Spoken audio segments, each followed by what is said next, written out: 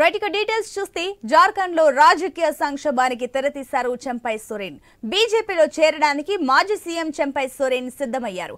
కాసేపట్లో అమిత్ షా, నడ్డా సమక్షంలో బీజేపీలో చేరనున్నట్టు తెలుస్తుంది. ప్రస్తుతం జార్ఖండ్ సీఎం గా హేమంత్ సోరెన్ కొనసాగుతున్నారు. చెంపై సోరెన్ తో పాటు జేఎంఎం ఎమ్మెల్యేలు బీజేపీలో చేరే ఛాన్స్ కనిపిస్తుంది. కొన్నాళ్ల క్రితం CM Hemant Soren money laundering కేసులో అరెస్ట్ అయ్యారు.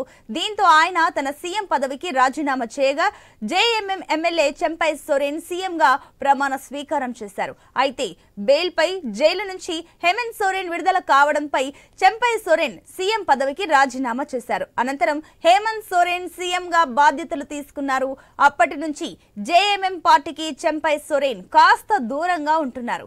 ఈ క్రమంలోనే ఆయన బీజేపీలో చేరేందుకు సిద్ధమైనట్లు తెలుస్తుంది. చెంపై సోరెన్ మరో 3 ఎమ్మెల్యేలతో కలిసి ఢిల్లీకి చేరుకున్నారు. కాగా మొత్తం 5 ఎమ్మెల్యేలతో చెంపై సోరెన్ ఈ రోజు కేంద్ర హోంమంత్రి అమిత్ షా సమక్షంలో ఆయన బీజేపీలో చేరుతున్నట్లు తెలుస్తుంది.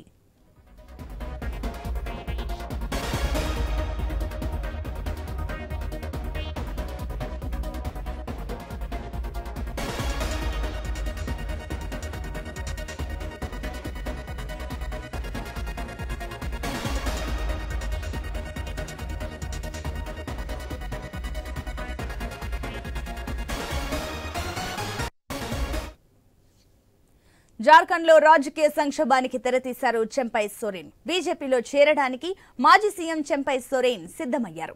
కాసేపట్లో అమిత్ షా, నడ్డా సమక్షంలో బీజేపీలో చేరనున్నట్టు తెలుస్తుంది.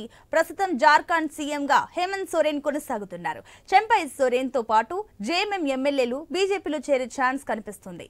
కొన్నాళ్ల క్రితం CM Hemant Soren money laundering కేసులో అరెస్ట్ అయ్యారు. దీంతో ఆయన తన సీఎం పదవికి రాజీనామా చేయగా JMM MLA Champai Soren CM ప్రమాణ స్వీకారం చేశారు.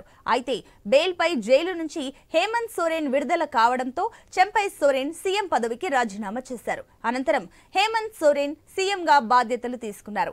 అప్పటి నుంచి జేఎంఎం పార్టీకి చెంపై సోరెన్ కాస్త దూరంగా ఉంటున్నారు. ఈ క్రమంలోనే ఆయన బీజేపీలో చేరేందుకు సిద్ధమైనట్లు తెలుస్తుంది. చెంపై సోరెన్ మరో 3 ఎమ్మెల్యేలతో కలిసి ఢిల్లీకి చేరుకున్నారు. కాగా మొత్తం 5 ఎమ్మెల్యేలతో చెంపై సోరెన్ ఈ రోజు కేంద్ర హోంమంత్రి అమిత్ షా సమక్షంలో ఆయన బీజేపీలో చేరుతున్నట్లు తెలుస్తుంది.